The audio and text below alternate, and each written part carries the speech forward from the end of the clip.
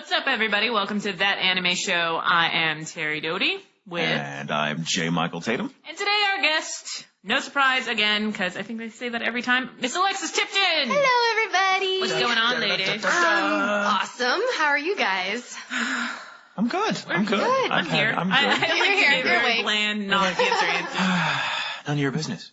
Like, how goes it? Like, it goes. It goes. She likes to give Zen answers. How goes it? It goes. How goes it with you? They're like, oh, it's pretty bad. Oh, I don't care. I've had a good week, though. I've had a good week. I can't what complain. Have you been doing? Been recording a lot, been working a lot, just a lot of good busy days, but that end really well, so you feel like you've gotten a lot done. I don't have a lot of those days where I'm like, I've got so much left to do, or man, that didn't go like I wanted it to. But this has been one of those days where I just kind of feel like, I've gotten a lot done. Go me. So I feel proud of myself. I have no frame of reference there. I don't know. I've just been crazy. That's all. Crazy. Been. Been. Well, we recorded you a little bit from here, and so I got to hang out with you a little bit in the week, which is sometimes really weird because I'm like, it's not the weekend. I know it throws our natural cycle off. It's like going on a cruise. You know what I thought was like, what I was having, I don't know, just like a cruddy day, like one day, and then I see that I've been tagged in a picture on Facebook, and Tara Caraway like drew us. Awesome. I saw that. Yeah, it was made me great. so happy. I signed on. I was like, no one's ever done that before. Oh, no so thank you. Yeah, and Jackie drew a couple too, and I saw like her drawings, their drawings of Brina and stuff, and I thought that was really That's awesome. They're really good. I encourage fan photos, please. We get the biggest kick out of that kind of stuff, and it was. I think I've.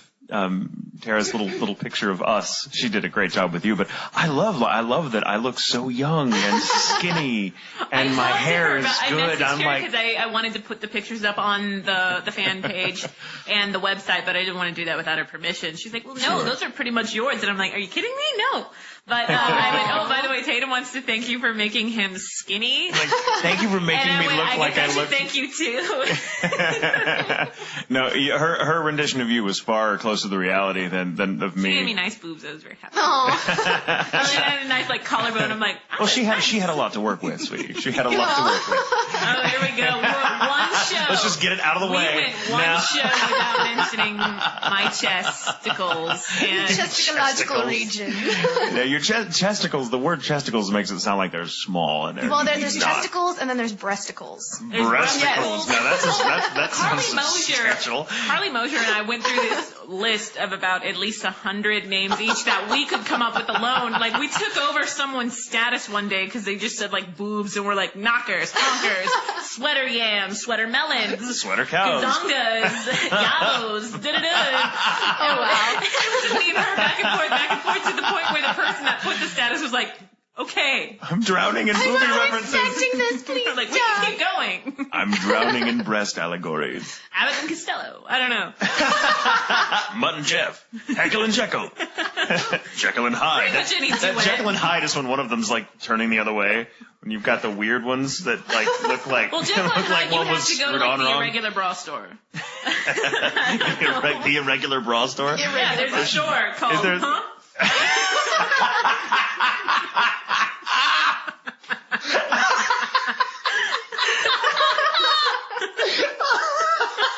Okay, Tatum was like crying. You have to totally make that happen. You have to totally develop this. This is a great business idea for the irregular bra store. Just called, with like the exclamation point question mark at the end of it. That's brilliant. Oh God, like, please do that. I will totally invest in this business venture. I think there is. I'd love for my CPA to see that. Like, what? No, I'm seeing your endeavors here. Exactly, it'd be awesome. It's It's for people with... See, it's catching on already. This is great. What about you, Miss Tipton? How's your week been? It's actually been a little slow, but that's good. That's not always a bad thing. Slow can be good. Yes. Trust me, I've been enjoying the little vacation from other things. School is kicking my butt, but other than that, So what are you going? You're going to school for theater, right? Actually, no, I'm not. I went to Texas Tech my freshman year of theater, and then I love Texas Tech, but it's Lubbock. No offense if anybody really likes Lubbock. But I don't think anyone really likes Lubbock. Okay, well, you gotta be nice just in case. But I had a theater major out there, and then I transferred to UNT actually because I wanted to pursue going to Funimation. And I just really wasn't very impressed with the theater program at UNT, so I thought, hey, and then especially after I got a job working at Funimation, I was like, well, acting, I'm getting paid for acting. Acting's awesome, and acting's my dream, but I should probably have a backup just in case. So UNT is kind of my backup plan. It's good to have a backup. I figure it's at least smart on paper, so whatever. So what are you studying, or what are you Right now, I am majoring in international studies, and I'm minoring in Japanese. That is a very handy thing. It is. Actually, like how Steven brought you up to me is because we were talking about learning Japanese. I'm like, no, I'm not even. I'm supposed to be bilingual, and even then, it's like I know you're talking about me, but I will reply to you in English. Yes. But and he's like, well, Alexis is learning Japanese. I'm like, brave, not me. Hell no. Yeah, it's hard. I'm actually in my last semester. Tough language to learn. Yeah, it's crazy. Because I took French in high school, and I was like, French, whatever, I'll take it. But then I got into Japanese, I was like, this is totally different from anything I've ever tried. Yeah, French, really cool. French and Spanish and some of the other languages that all kind of come from the same wellspring. Yeah, like the Romance languages, but Romance and the sort of Proto-Germanic languages that came out of like Indo-Europe or whatever. Those are all, they have sort of the same grammar, so it's like, oh, okay, that kind of, that makes sense. Like it was French I picked up pretty easily. Yeah, I don't remember much of it now, but I can hear it and know what I'm hearing, but I can't like spontaneously produce French words. Like conversation, me with Spanish. Yeah. But like Japanese and Chinese, they're gorgeous languages and like, but they're tonal, a lot of them. I don't think Japanese is. I don't think sometimes like depending on how you say a word, it completely changes like the meaning of it. Like I can't remember which intonation is for which, but like the word hashi can mean bridge or chopsticks. Totally. So yeah, like totally different. You want to be very careful with that in restaurants when asking for your you might want to work on your tone there because you just said I don't know what she's talking about. There's a toll at that chopstick. That's totally how a Japanese person would respond. What do you mean you just burned your chopsticks? What does that mean? That makes no sense. Just tell me you don't want to talk to me anymore, for God's sake. Burn it, never chopstick. I have to say, I think I would rather be someone who had never encountered English before in their life, or I would rather be like, someone, like I am whose native tongue is English, learning Japanese, or one of the many wonderful, Asian languages that have this beautiful sort of feeling. So because they're tonal, and they're so weird to us because of their grammatical structure is so not like anything totally different. We have. Totally different. I would there's rather more of a be beauty to that than ours. Yeah. It's much more. I think it's much more logical actually than ours. Because if I would much rather be someone who speaks English or any of the Romance languages as their native tongue, learning Japanese or Chinese or whatever, than for it to be the reverse. Because learning English makes no sense. English if you look at it from an objective perspective, it's easy for us. Well, because of all of our slang. I mean, if I was trying to teach someone English, they would be so fucked because they would be talking like me, like where I'm like, how was your day? Blah, blah, blah. And I'll be all blah, blah, blah. Or, it's... Oh yeah, there's just so many things. Oh, there's so many, and even beyond the slang, just the way it's like our grammar makes no sense. Like why can you put ed at the end of this word to signify past tense, but not at this word? Why does that not make sense? Or why do we have the same word spelled differently for like? I mean, it's like 6 different spellings of the same word, and they all mean different things. So if you're listening, English, and then there's Britain English and all that stuff. We're like, Cockney English. Yeah. Well, and they're all part of the same, like they're all, like English is a big, like just snowballing bastard. It has collected so much over the years that it's like, it probably has like a Celtic grammar to it. It has like a Welsh tone. It's for the most part, like Latin in sort of the many of the words are Latin or French derived, as well as being, Old English is Proto-Germanic. But how do we get in this nerd topic? Now I'm something in English, which I'm not. It's not a nerd topic. This is what we were talking about because she's majoring it. Yeah, of course. Okay, good. As long as I'm not the one that got us here, then I cannot be blamed for the wreck this has become. If there's blame, I'll take it. Yeah, I know. I don't know. I think there irregular bra thing was brilliant. That's a great idea. You better copyright that now before someone like steals that idea from you. That's okay. You know, I'm fine where I'm at. Oh, she stopped doing anime. What's she do now? She owns an irregular bra store called Prom. I think there's an opportunity for some crossover there. I really think you could start like, you know, having like irregular bra booths at a con or something. You know, you don't start as a franchise. You start as like a dealer at one of these cons, and yeah, I mean, you know, or not possible. Make it bad. I don't know. I'm just saying. I think there's a gap that needs to be filled there. Well, yeah, that's why. There's a demand for this. There's a demand. In the United States, you need to take advantage of that. There's a cry out for justice for people that don't have perfect breasts. Exactly. You could be their savior. You could be the Moses of Where's my anime? Where's your anime? You could be leading the irregular. It's going to be my anime show if anyone makes anything. It's going to be called Top Heavy. Very nice. Top Heavy, that is a good one. Heavy. Yeah. Top Heavy. Keep doing this, I got tons of boob material. What would the second season be called? And you have many jokes about it as well. What? You are so fucking I am clever. subtle. And yeah. So well, hey, okay, so there's a question for you. Okay. Let's wrangle it back towards the language. Get away from the boob topic and the language topic. Now, are you deep enough in your studies of Japanese and all that yet that you've noticed, I mean, when you're in the booth, for example, do you encounter things? I mean, we always preview the Japanese before we do an English take. It was actually kind of funny because with Wine Barrels of Iron, Caitlin Glass directed that, and she and I would kind of like have little like nerd discussions before we would start recording because she was trying to learn Japanese too, and she had like the little DS program, and she'd be like, "This is what I did yesterday. This is what I learned," and like I would like write out phrases for her and like let me know when you can translate this, and fun stuff like that. But there were a couple of times where like the translation in the script seemed kind of off, like with what was going on with everything else. And so we'd be like, okay, well, let's listen to the Japanese, or like, let's do something, or like, let's see if, there'd be some discrepancy that we were trying to clarify. And sometimes like I'd listen to the Japanese and I'm like, well, that's not what they're saying, like what they said that they've been saying like in the script, like it's different. And she's like, oh, what are they saying? And I'd be like, whoa, I can understand what they're saying. And I would like tell her, and she's like, that makes a lot more sense. Let's just go with that. And she'd like rewrite the line. So I was like, that's exciting. I'm kind of getting to apply it. So it was fun. It didn't happen all the time. Become a translator. Well, actually, that was actually, like when I got out of high school, I was kind of, I went through a phase where I was a little disenchanted with the whole idea of pursuing theater out of high school because I had been in a bad group of people. Graduates. I mean, they weren't all bad, but you're always around divas, and you're always around. There's always one in every crowd or a couple in every crowd. There's always drama. There's always drama, exactly. But so I went through a phase where I was like, well, I'm gonna go do business, and then I was like, what am I saying? I suck at business. And so I was like, well, being a Japanese translator would be really interesting. So I'm like, being a translator doesn't necessarily have to be a translator for business. Translations can apply to a lot of different fields. Oh, absolutely, so might as well just learn the language and figure it out later. So I hear being a translator, especially in between languages of such different origins like Japanese and English. I hear it's like one of the most stressful jobs ever. Now, I'm not trying to threaten you on or anything like that. I reacted that way. Surely they've told you this in school.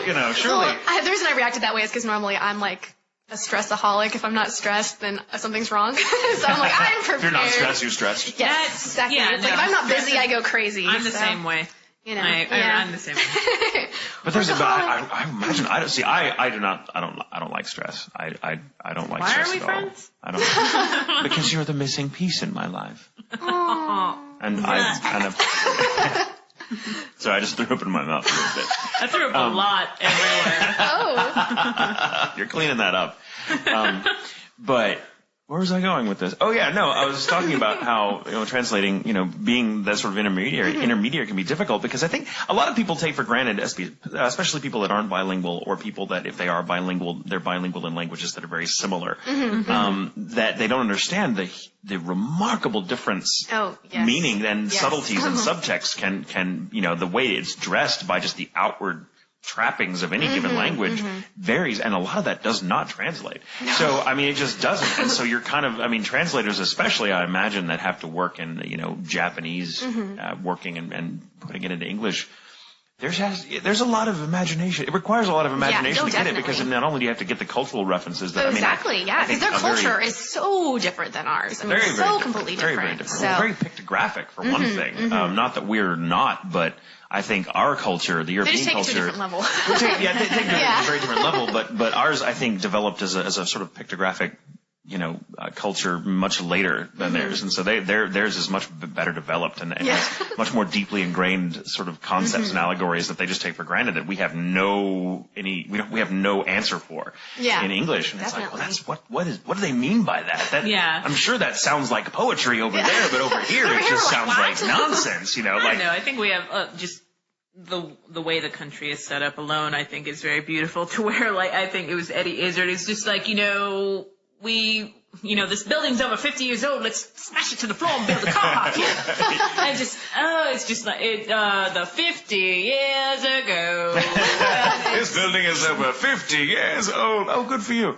Well, that is kind of that seems to be a very American thing. We do seem, and on the world scene, the new and the now and the next. We're kind of the teenagers. We're kind of the unruly teenagers. Well, and we're such a baby, country-wise. We so really I think we are. take it for granted sometimes, But we still feel like, for all the power apparently that we have, and I guess we do, so they tell us. But we're going somewhere weird. But it's interesting. But I've noticed that a difference between, say, Japanese culture, which is much older, and I mean has been more or less the same for so long, with very few major differences, except maybe in the 20th century. But America, by contrast, we are kind of the young kid of the family, trying to everyone's like, prove how America. individualistic we are, and so we don't. A lot of people do kind of have a poor grasp of history, and not just of our own, but of history in general, and that plays into the differences in language, because language is very much a function of a nation's history, or a people's history rather, because nations come and go. But yeah, so again, kind of getting back to that thing, just even beyond the, seeing something going, well, that's not kind of what they're saying here. They're actually saying this. Do you find that, apart from just kind of some of what I'll say the surface tension between the languages, are there concepts, are there deeply ingrained things you've run into, that just strike you as being, wow, that's just a hard thing. Like maybe you get it because you've studied Japanese a little, more in depth than most people get a chance to. But you're like, God, I don't even know how to explain this to someone in English. I mean, have you ever? Well, I love your question. And you cut them off as they're trying to answer constantly. It's okay. No, I just like to clarify. I'll shut up now. There you go. So you can it's fine. Well, I think that if I'm trying to talk to somebody, and stop me if this isn't what you were asking, but I think I will. Trust me. No. Stop. Do it over. It was awful. In terms of Japanese animation, for example, when I try to explain to some of my family members who, are kind of like, oh, you dub cartoons, they assume I dub Disney cartoons, it's all American. And I'm like, oh, there's a lot of Japanese things in here. And so when they want to sit down and watch something with me, I kind of have to stop it every 5 seconds and explain to them different little things, like the sweat drop. For example, when a character, how do you explain to someone when a character sweat drops? What's in their hair? What's in it? Why is their hair crying? What happened? I'm like, no. It means that they're the only thing I can think, because in my head I know what it means, but the only thing I can think of to say to describe it isn't as a sound, and I'm just when people are sweat dropping, they're like, that's all I can think of. It's uneasy, or wow, that's weird, or okay, wow, it's one of those type. I don't know. Can you?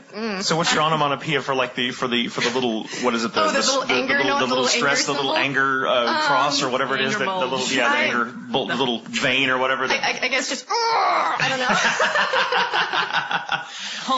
Hulking. That is really funny you bring that up, because just the animation style is something that, and I don't know that there's with things like the little the chibi head stuff and the sweat drop and things like that. I mean, why are they animated differently now? It's funny and it's whimsical, and because it's animated, you can get away with that. But it's surprising how many people that have never encountered it before, dude, surely there's something that in American cartoons that just people just don't. Or nosebleeds. That confuses people. Yeah, I'm like, well, it's like when they see something perverted, I guess all the blood runs to their head and then it comes out of their I don't know. I had my mom watch I get a bit it, of but I Big don't know how to Wind-Up. tell you. A bit of Big Wind-Up, and Mihashi has what I call the diamond mouth, though. Oh, yes.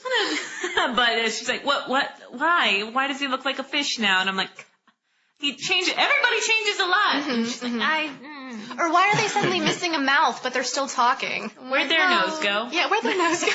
Like, you know what? This happens in normal cartoons, too. Yeah. Like, It's really funny because I have the same problem with some people that I've tried to, have never encountered anime before, and I'll try to show them something I've worked on, and they'll be like, I'm with you, I just don't. Yeah. I'm with you. I just don't get this, and they don't even sometimes, like, I probably said this elsewhere, but my poor mother, like, she makes a concerted effort to watch a show from beginning to end, and it's getting easier for her to do.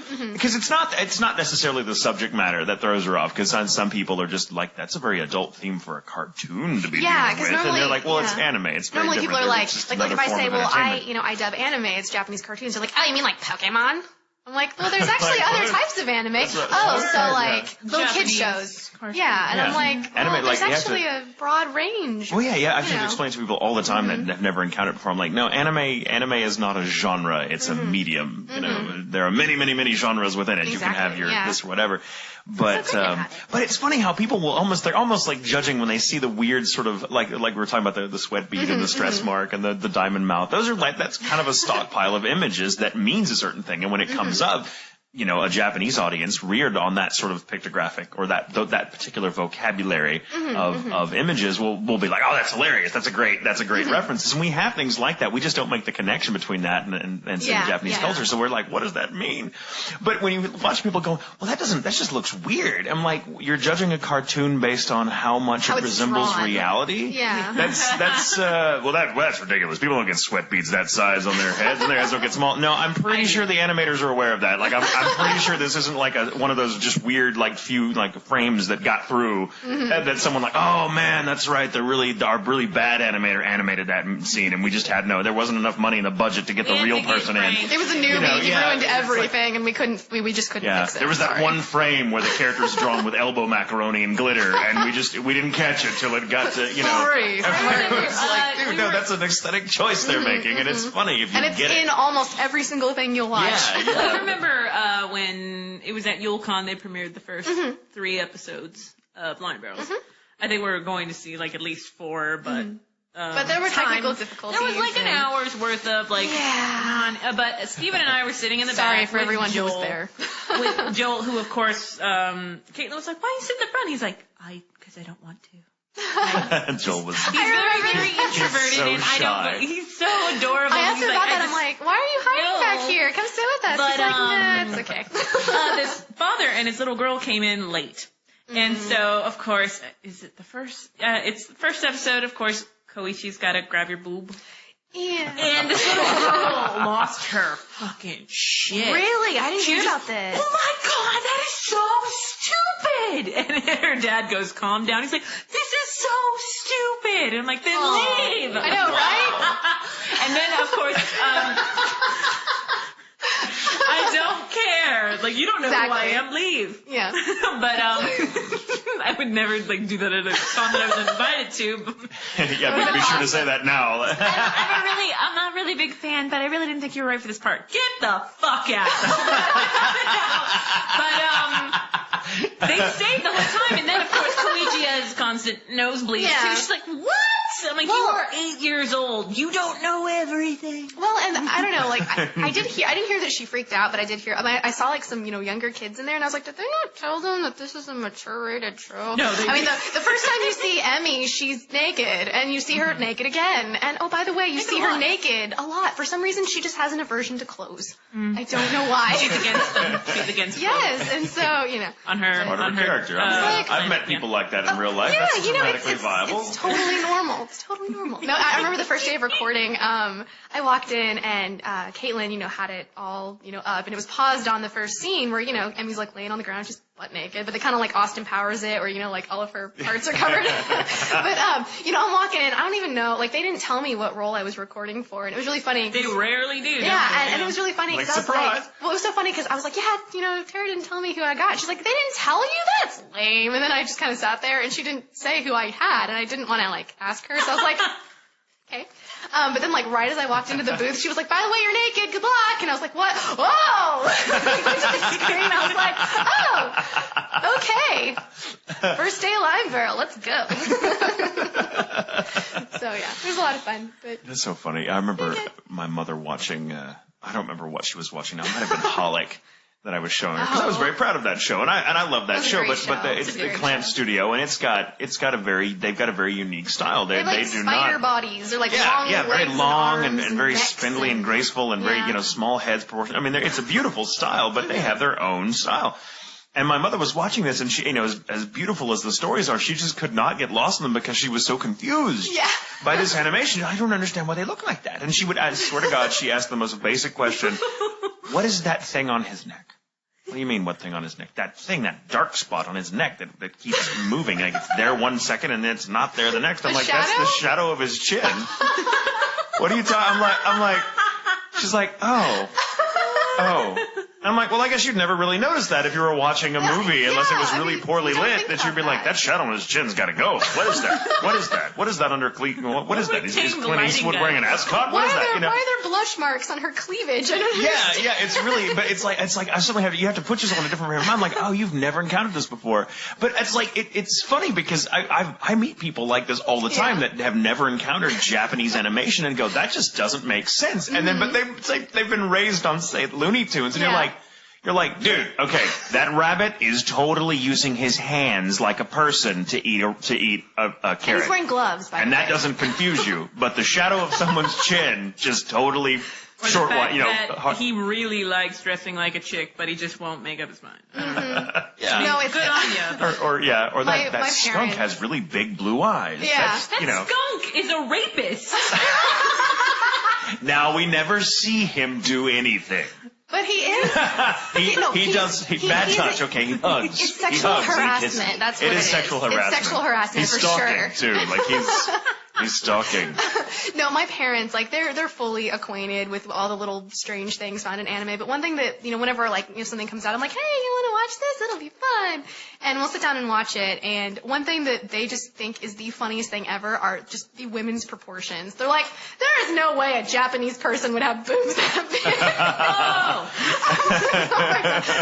Or they'll be like, why do they have blonde hair? Why do they have, what? I don't get it. Like, what? And I'm like, yeah, I don't really get it either. Or sometimes I'll be like, oh yeah, I'll pause it to kind of explain what's going on. And I'm like, oh yeah, and then that guy, and my mom will be like, wait, that was a guy?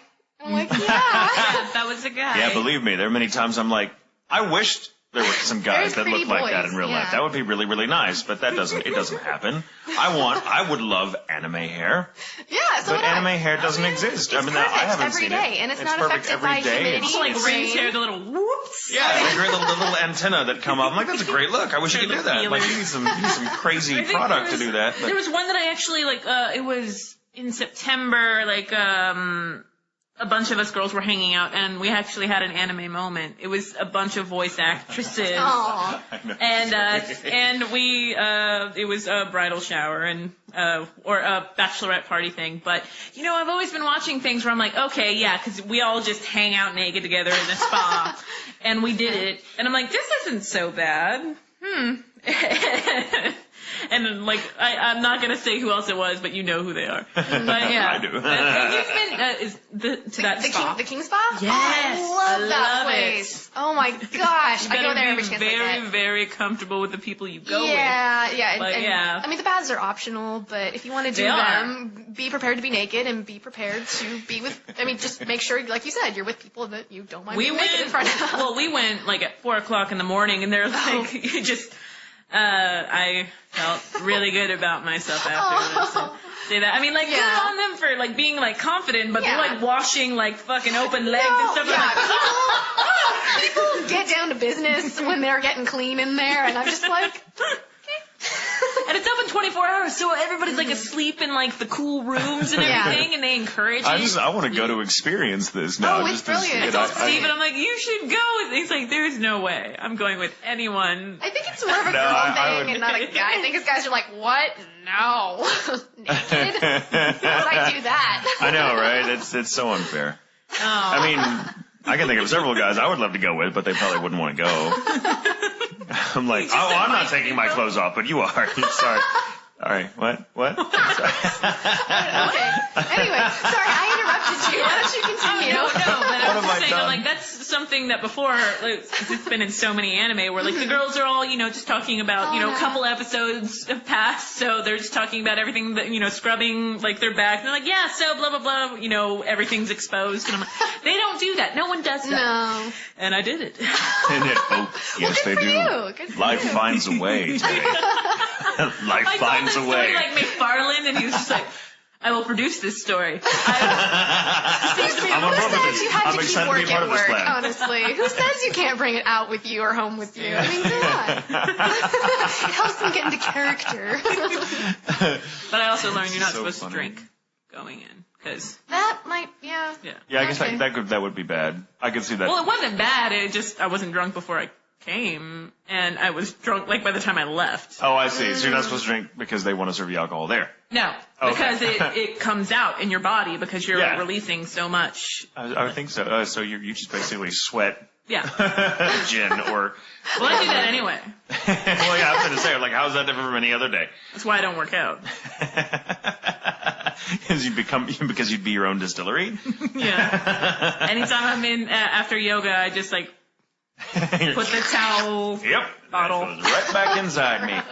Recycling. How did we get here? The circle of I life. don't know.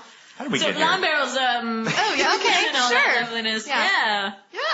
Oh my God. I just read, because Benjamin Oscar, also known as Silly Pants McGee. Benjamin Oscar, Silly Pants McGee. I love your nickname. He sent me a link. Rin was the top-selling DVD in January. That's Awesome. That is so... Or top-selling anime, yeah. But that's Top-selling anime, pretty that's- damn that's cool. pretty damn That's really cool. Just give a Very shout awesome. out to my co-director, right. Terri Doty, on the show, Thank and the you, rest of the Dean. cast. Oh, yeah, but I was lucky and got to dodge all the sexual bits. Like maybe the one or two people that did. Yeah, I went ahead and auditioned for it because I was like, whatever, I'll just do it. If I do get something, I'll deal with it when that time comes. But, Spoken like a true actress. You wait till you get in the booth, you're like, oh wait, I'm not doing this. no, I would have done that, but I would have mentally prepared myself. You bring your vocal stand-in with you. Like, Oh, so she'll be God. doing all the sex scenes for me. No. No. But I remember I was actually I think it was A-Con, and I got a call from when Joy was still with us, and she was like, "Hey, we're gonna do Walla for Ren," and I know that you're a little hesitant about some of the sexual stuff. I'm like, okay, well, how bad is it gonna be? She's like, oh, sex slaves, maybe some rape. I'm like. Okay. I don't. I read someone. I'm pretty sure, actually. And so I was like, well, maybe not this time, but thank you so much for asking. And so then I forgot, I got booked for some And other Joy stuff. just didn't and- take no for an Yeah, answer. I know, right? like- And I was like, well, if anything a little less severe opens up, please call me. And so, No pun intended. yeah, I was right. gonna say that's a very. I'm just gonna leave that alone. Yeah. And Anyway. then he just looked to his left, and I'm like, I got you. You want to take this one? You take this one. That's what she said. So I think I ended up doing a little boy voice who gets scarred for life, and then Yeah, watching the chick that just saved his Yeah. person, get murdered. I'm sorry, was By I the only Clarion Park. person who had kind of like a moment of like morbid sense of humor where he's like, he asks her if they're going to be okay, and she's like, yeah, I think so, and then like right after that she gets shot. Those are the best ones because you know it's coming. You're like, all right, this is 2 minutes into the episode. You're about to die. Like, Darn. I mean, which doesn't mean anything because you're probably an immortal anyway. Yeah, well, and then Because you're a hot chick. When that I played- exchange doesn't even have time to become ironic. Like, you can't Yeah. even process that something good might happen before the bad It's thing like, are we comes gonna and be he goes, okay? nope. You know? It's like, yeah. Because you asked that, we're not going to be okay. That's like saying, well, what's the worst that can happen? And everyone goes, what the fuck is wrong with you? Who Like, says why that? did you just jinx us? Why? Why? Kill And then him he now. just Kill him now. explodes. I know, right? Again, if you ask that question, you'll get an answer. And normally in the form of what it is. Yep. What's the worst that can happen? This. And, lightning strikes you or something or whatever. I think the other part I had was like some girl who gets taken away by, as people started calling it, one of the rape angels. And I remember I was recording with you, Tatum, and I was like, so what's going on in this scene? You're like, well, the best way I can describe it to you is you're in a crowd of people.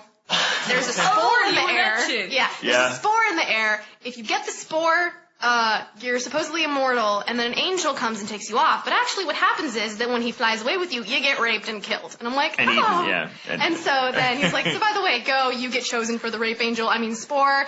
And I remember that because I think what it is like really, it happens off screen, and and I did the wallow with the guys on that. I'm like, all right, so this chick just became immortal. They're like, cool. I'm like, and this angel's about to rape her to death and stuff, and then like eat her spore, and they're just like, oh, so what do you want for that? How like, I'm like, just watch someone get murdered. They're like, cool, all right. Oh my god! Someone do something! Oh my god! And then the guy, there's a whole group of rape angels. I never called them that until just now. Once you hear it, you're never gonna unhear it. I've forgotten that term. I'm like, rape angels. Rape angels. But I'm like, I'm sorry, I should have asked, but are you guys cool with this? And they're all like, too late now. You're like, they all like looked at each other like, are you okay with it? Because it was like James Cave, Ben Phillips. Oh yeah. Loose. And Anthony Bowling. That's hilarious. Picturing the four of them and they're just going, what do we do? What do we go? Okay. It's so funny. But it was really, I don't know. It was kind of, I feel really cruel now for having gotten you in to play like the little boy, that gets shot. See, it actually made me feel. It's almost as if I were saying, please come in here and die.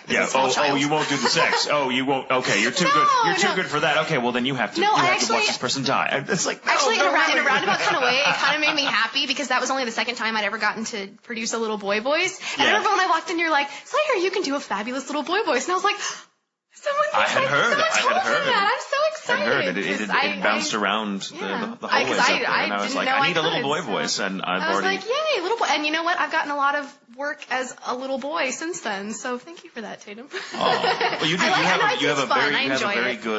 have a very good little boy voice. Oh, thank you. So we just got some questions in from fans. William asked a lot about you studying Japanese stuff, but also about your cosplay, which I think is really what made like everybody like kind of immediately target you is because Halloween, your costume from Trinity Blood. Yes. Awesome. So how long have you been cosplaying? Oh, Lord. I have been cosplaying since middle school, so I think maybe 2003. Oh, my God. Yeah. I graduated in 2002. I'm only 20, so. Like, I'm so old. But sometimes I forget. But, so, since 2003? Well, something like that. Somewhere in that vicinity. Yeah. Oh, geez, 7 years. I saw your Emmy costume. That was really neat. Oh, thanks. Yeah. Did you see it? No, I haven't seen any of these costumes. I was a little nervous because I did it like literally overnight. Like I think the show came out on a Tuesday, and I made the costume like Saturday night and called up one of my friends who is credited. Her little photographer name is Pancake Mix. We call her Bisquick for short. Anyway, shout out to my friend Chelsea. But anyway, I called her and I was like, Chelsea, I'm really sorry. Like, I just decided to do this on a whim. I got encouragement to do it. Can you take pictures for me tomorrow? And she's like, yeah, sure, it's fine. So, like, she and two of my friends who go to the Art Institute of Dallas, they're like, you know what? Let's go to, like, our campus because it's really, like, modern looking. That's where you took those. I was wondering where that was. Yeah, and I was like, that's perfect because I told them kind of what we were looking for like, a venue. Make it look like Judah. Make it look like Judah, exactly. And so we went and, like, I was like, oh, this is awesome. And, they all helped with, the location and making sure everything, like, looked as good as it could, oh, your wig's out of place or your costume's weird or fix it. So, but yeah, it was a lot of fun. We just made a day out of it. And then we spent that night, editing them together. And then I was like, I'm going to post them Monday night or Tuesday morning, and I was like, it's not complete, it's missing some details, but whatever, it was fun. So I'm glad I did it. How dare you? I totally went, and compared the pictures. I'm like, this is crap. You should burn that with her wearing. I need to take a page from you, and I want to cosplay at some point when I go to a con, and now there's a couple. We should totally do that. There's a couple of characters I've played now that I could actually probably pull off that are actually closer to my. I could do well. Isaac is tricky though because Isaac himself is always cosplaying, so it's you don't get it. But I'm saying.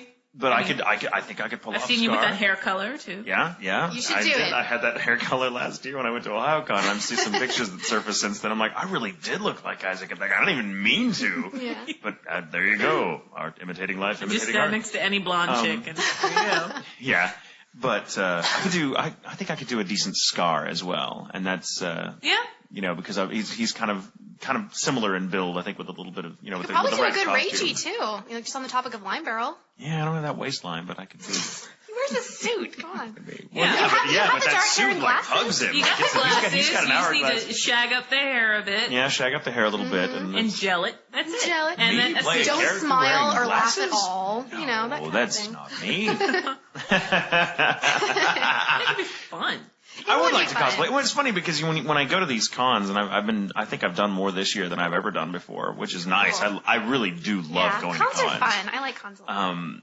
But it's such a different. I want to go to more. You step into Oz for a few days. I mean, you really do. It is. It's a nice. I mean, the reason that I really enjoy it is because a lot of my core group of friends that I've known since I moved here in middle school that actually got me into it. And we all still go the anime pushers. Yeah, exactly. We always look forward, especially now, since, we're all going to school. We're not all in high school together anymore. Yeah. Everyone's kind of, starting different pages of their lives. We usually look forward to conventions because we all get a hotel room. We all stay together. And it's just sort of a weekend where we can just have a girls' weekend. Even if we're not downstairs running around or cosplaying or whatever. It's a fun time to have an escape from all of our schedules, get together, go meet people, go have fun together. And so it's nice. It's been really awesome. That's the great thing about cons and they've really grown on me because I can still remember the first con I went to several years ago, really before I was in there, not as a guest, but as helping out a friend that was had a booth going on there. It was at a local con, and I'd been in anime since as long as I could remember, but I'd never been to a convention. No, it's a group of people that used to do a little show called Anime Hell, and they wanted us to. I've heard of that. Actually, Bruce was part of that, but it was a couple other guys too. And very, very funny show. And just before I was even in the business, but I still watched anime a lot and loved it and was like, oh, this is cool. And they're like, hey, we're going to do this. You should show up. And so I did. And I'm like, this is different. Yeah. I felt overstimulated. I was like, culture shock. But now that I've gone as many as I have, and I guess I've acclimated somewhat. Yeah. I love it. I really love it. I feel like people are so nice. You very rarely nice. run There's into someone who's and what's really cool is I wish when I was a kid, dressing up like that and getting to go to these cons is something I would have totally had done had that been a big industry when I was a kid. But I mean, there were not really any conventions, certainly not around here when I was a kid years ago. Shut up. Well, it's also McKinney. It was in McKinney. Well, yeah, it was McKinney, Texas, but even so it was it's really funny. So I go to one of the most heartwarming things about cons for me now is going and seeing these kids really kind of get to be themselves among people of like minds, which I don't think a lot of them don't get the opportunity to do if they live, say in Ohio or something, and then there's probably not there's probably there's a handful of cons near them, and they probably don't have a lot of people that they're close to, like at school or whatever, that are into anime or whatever as much as they are. That's one of the awesome things about conventions is that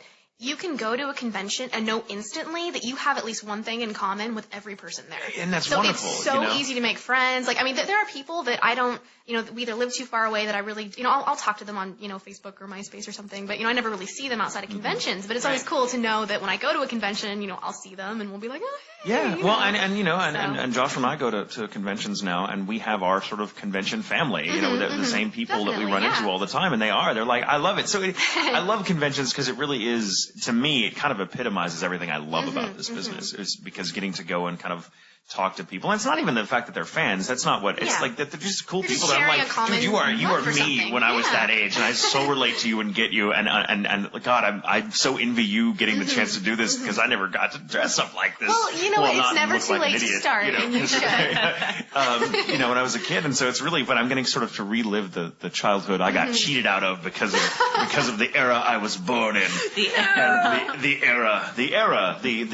The pre-anime getting as big as it did era. That's a pretty clunky name for an era, isn't it?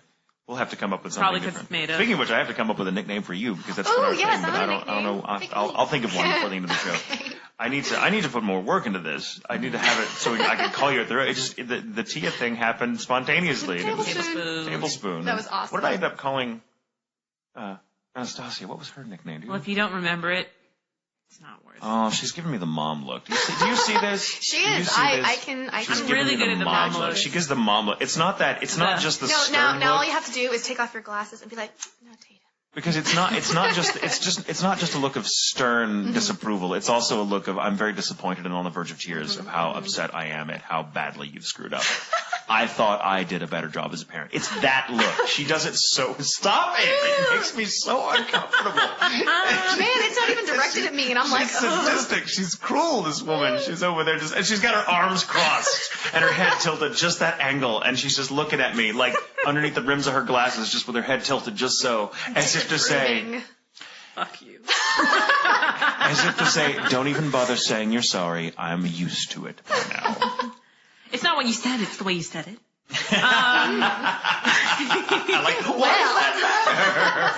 What? Inflection? We're arguing about inflection? I put the emphasis on the wrong syllable and you're going to give me that look? Oh, God. I always do that, the emphasis on the wrong syllable. Kills Joe Tompkins. And literally, like, he wants to die. Please stop it. Well, we have more questions for we do. The sexiness that is Alexius. So we got the little cosplay thing. Let's see. Well, here's one from Terri Terrific. I think I know who that is. Yes. And she asks, how did you get started in the dubbing business? Okay, would you like the long story or the short story? We got plenty of time to get some long story. All right. This is a podcast. We can do whatever the hell we want. Sweet. Okay. Well, when I was a senior in high school, let's back it up a couple of years. When I was a senior in high school, I was in theater, and there was a woman who worked at Funimation at the time named Natasha, who worked in marketing, and she had actually graduated from Louisville, but they were doing all of this promotional ad work for Peach Girl at the time, and she couldn't get with the director at Louisville, so she was like, okay, well, we'll go to Marcus, because that's where I graduated. And my director was like, hey, there's this lady from some company called Funimation. I was like, oh, really? That's cool. And she was like, yeah. You know when people don't know what Funimation... Like, Funimation. Yeah, what do you do? But it's that. It sounds fun, I guess. That sounds fun and nation-y. And nation-y, okay. But, so she's like, well, I understand that it's like an anime thing, and they want to do sort of like an advertising thing, like, because the whole thing was showing that, look, kids in high school can relate to Peach Girl and like all this stuff. And so I started working with her because, sort of being like the go-between between she and the department.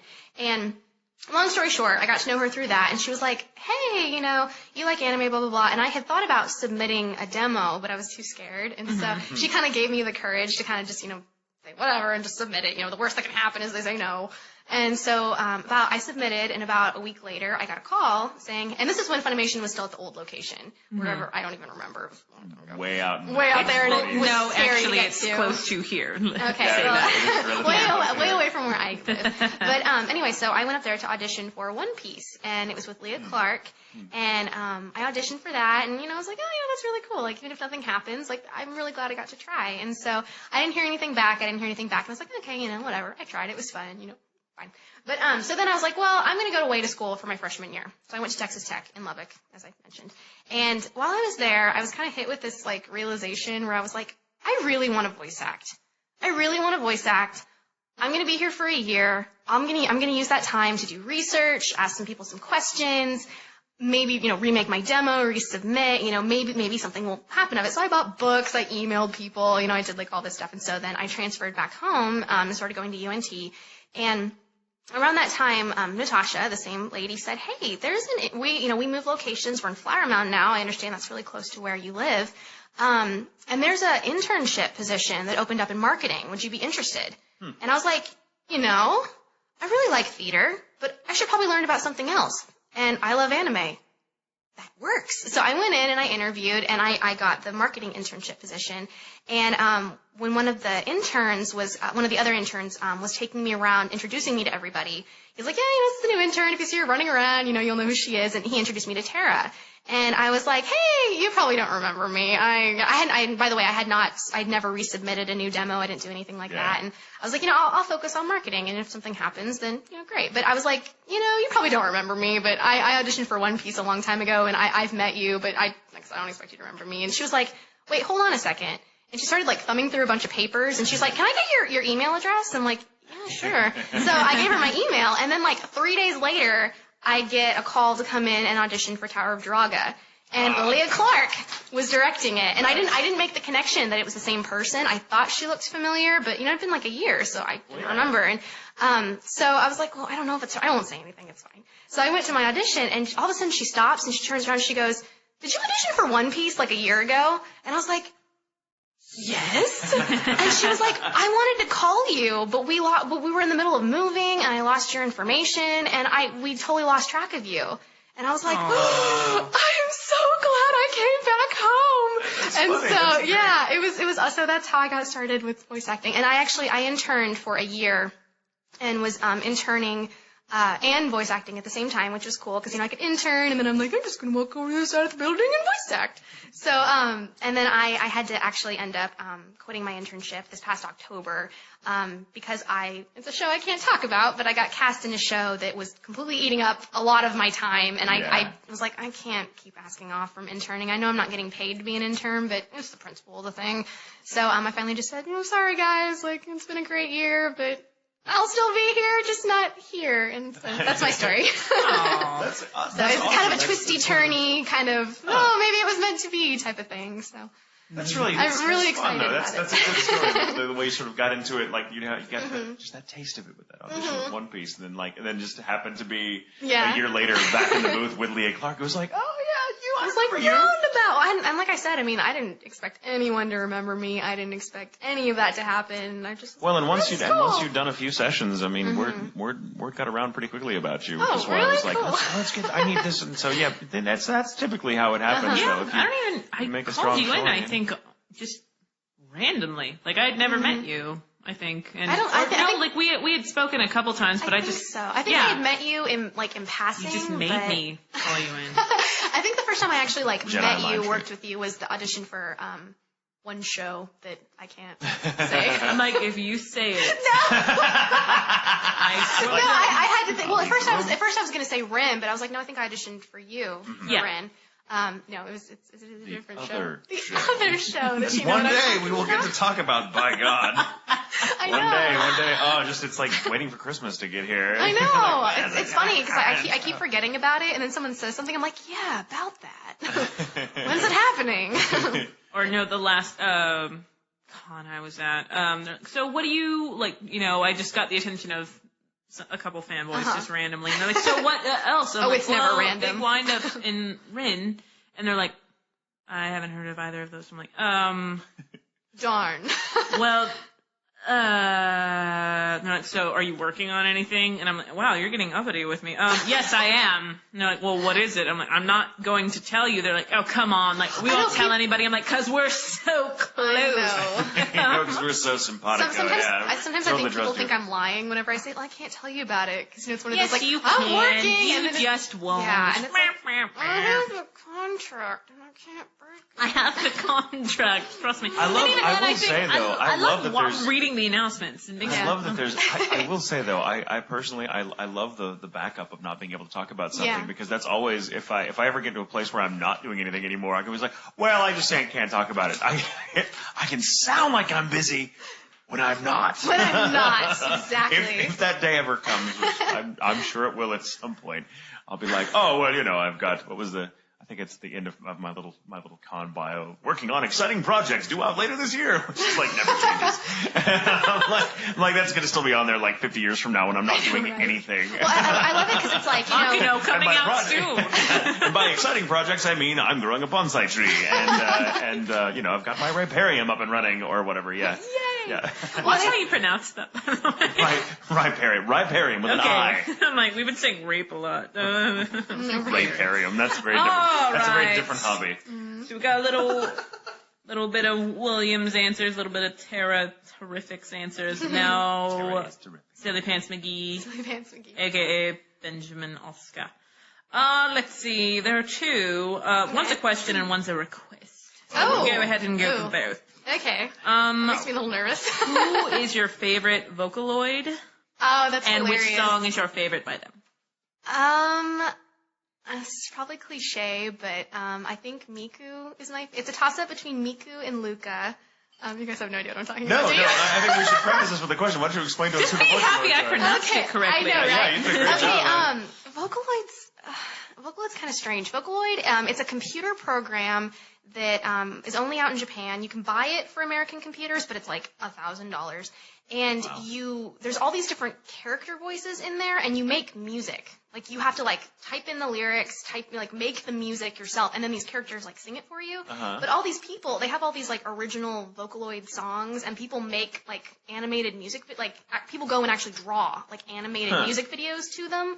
And there's, another program you can buy where you can, buy little 3D models of them and animate them so it looks like they're dancing to your song. just go on YouTube and all you have to do is type in Vocaloid and a gajillion results are going to show up. It's totally going to happen. But they make I'm fascinated by this. they make really fun music and each character has a face and it's not just a voice, it's a face, it's an outfit, it's a lot of people cosplay Vocaloid, all that stuff. So yeah, it's a toss up between Miku and Luca and my favorite song. Right. Well, I know, right? I really like World Is Mine because it's cute. I like Cantarella or Cantarella, however you want to pronounce it. If you want to be all Japanesey with it. I really like Imitation Black. My new favorite song is Just Be Friends by Luca. It's all techno and fun. Totally, it's my favorite. I know, right? Okay, yeah. I don't think I've ever heard one that I don't like, so. Me either. I know, it's awesome. Let's start a fan club. We have so much in common. Well, at least I didn't do the D-bag things at Tatum, which a lot of friends do, and I'm guilty of it too, where you just Vocaloid and just wait for Tatum to ask and be like, he doesn't know what it is, you should tell him. So, even though I think I'm the only person in this room who knows what I'm talking about, I hope that answers your question. Throwing you to the wolves there. Yeah, thank you. Okay, and there's a request. Okay, so you listen to the Tia show, right? Yes. The Tia show. Oh, crap. I know where this is going. And Tia sang. I was right. So there's a request for you to sing anything. Oh, man. Anything? You don't have to if you don't want to. Well, we could sing something together. We could sing something like Row, Row, Row Your Boat. That'd be a fun album. I'm a big Captain Planet freak myself. I don't know that song. I only know Row, Row, Row Your Boat. You don't? Well, remember I did it for the shoot for that anime show. I wouldn't stop singing it. Well, yeah, but I don't know it to sing it. I know I've heard it, but I don't know it. I'd be over here going. Well, or is Captain Planet before you were born? No, I watched Captain Planet when I was little. Green mullet, dude. Yeah. Captain Planet. I always felt really sorry for the Heart Kid. Oh, yeah. That's lame. Heart should have gone to a girl. They would have appreciated it more. Man. You gonna sing? You sing? Which language? How about that? Any language. Wookiee. There's a challenge for you. Oh, man. It would have been so much easier if you'd been sing this. Can you sing in Japanese? Can you Yeah, why did you sing something in Japanese for us? Crap, if I can remember all the lyrics. Well, you have to sing the whole song. Well, yeah. I wasn't going to. Trust me. Enough to at least get a line or two out. Okay. I guess I'll sing the first part of, I believe it's the opening to Full Metal Panic. All right. Called Tomorrow. I'm not going to look at you guys. Okay, we won't look at you. I'm a lot better at singing in front of people in a giant room than I am in a small room. I think it's that way for everybody. Okay, let's see if I can even remember all the lyrics. Okay.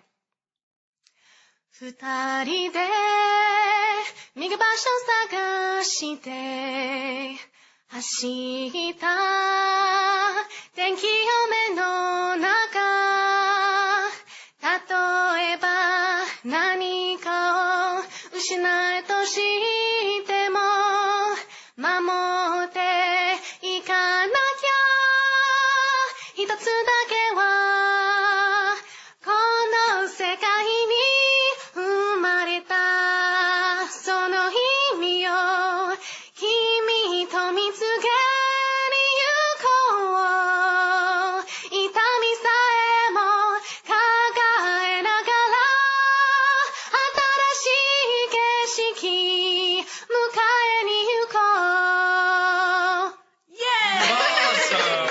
Sorry, I'm sure there were like flat notes in there, but No, you totally got into it. My God, you're just like losing For my. those of you just obviously became that this- aren't in Wow. my former Sorry, I was dining really room, nervous. we're like covering our faces, I know. and then we stopped covering them. We So started, Alexis is like, slowly, no, like looking down, going, oh my God, covering her face. this is really happening. Oh my God, that's. Let's make her feel listen. Tatum, sing something. Go. No, I can't sing. Doesn't matter. Go. What It's do okay, I can't sing? either, don't- just what do I go. sing? What do I Shush, sing? shush. Let's sing Row, Row, Row Your Boat. Okay, you have to come all in, together? Row, Row, row. row, Well, no, row you have to come your- in. Oh, are we doing It's rounds? a round. Remember, Okay. yeah, it's a No. round. I'm sorry, I didn't know we Okay, were so getting it's technical row, row, with it. row, and after the third row, you start with row, row, and then Okay. you start. Okay, everyone? Okay, all right, we're good. Ready? All right. Row, row, row your boat gently down the stream. You're not even going to Okay, fine. Here. You'll do it. Okay, I'll ready? do it. I'll do it. Okay. Row, row, row your boat gently Row, down the row, stream. row your boat gently down the stream. Merrily, Merrily, merrily, merrily, Glad you life is paid for but a this. dream. Well, I got there one. That's fine. There, I sang something. Get off my back. Yay!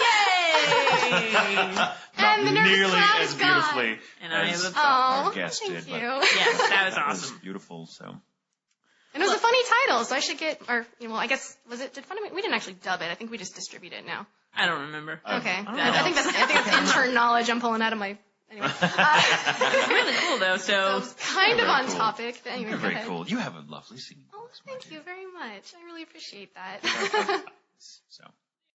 So anyways, yes. yeah. Yay. No We more mentioned how row, row, beautiful row. I think your voice was. Aw. It's far more beautiful than mine. Singing Aw. romance, and thank you It's for true. for totally not Oh, being thank over. you I'm gonna for, make you for sing. yeah, you I should. don't know how I can make you sing. We're looking at though. Terri. We'll- Okay. we'll do it. Sing something. Sing something. You should do. The rest of us had a turn. the rest of us, the both of you. Well, that's the rest of us in this Yeah. case, right? Hold on. I'll only do like a second of something. Sing a second. Second. That wasn't even a second. That was less than a second. That was like. I'll do the Captain Planet. Crap. Do Come on, it. do the kind of But you do I it don't well. remember the whole song. I'll just do the beginning of it. That's Alright. fine. I don't think we That's do fine. either. We won't judge you until No. it's done. Well, I'll just do the Captain Planet. He's the hero. That's Okay. all I'll do. All right, Do it. do it. Captain Planet, he's a hero. Awesome. There you go. Please, like, just go to like a lounge somewhere and sing that. Gonna take pollution down to zero. See? That's all I'll do. Well, we got an extra line out of We her. got That's like a good. bonus feature. These are Because Easter I'm like, eggs. no, I remember that part too. And then then it goes blah blah blah. And then remember we were clapping during the shoot like we're the Planeteers, and you can be one too. 'Cause saving our planet is a thing to do. And looting and polluting is not the way. Hear what Captain Planet has to say. The power is yours. God, that was a horrible question. By the way, a giant like nostalgia cloud just hit me in the face, so thank you for that. I am all We just got about pelted with the nostalgia cloud. No, all we used about to the play that random all the cartoons. time. Me and my friends used to play Well, Captain yeah, and Planet. the last kid that like showed up because Had to be the usually hard it had, kid. Yeah, he had to be the hard kid. 'Cause there was the Earth kid, which really all he did was I was make always water. earthquakes. That's all I know. I was like, I like water. I want to be water. Water. And I don't remember anybody else. Water, and then it's like heart. I showed up late. Your powers plus I heart was combined. tardy. It was like when we played Power Rangers. So you had like every single girl wanting to be the Pink Ranger. She had a skirt. Yeah. And the Yellow Ranger. Yeah, yellow is just apparently an ugly color when you're 3 years old. So I don't know. whatever. I always love that show because I'm like, wow, Angel Grove seems a lot bigger when there are giant monsters attacking it. And how do we not know that the 6 kids that are the Power Rangers aren't the Power Rangers? I know, right? Because they're always wearing that color. So It's not obvious. It's in case they get separated at a theme park or something. Kimberly! Have you seen the pink? Kimberly. Yes. Kimberly. The original pink Power Ranger.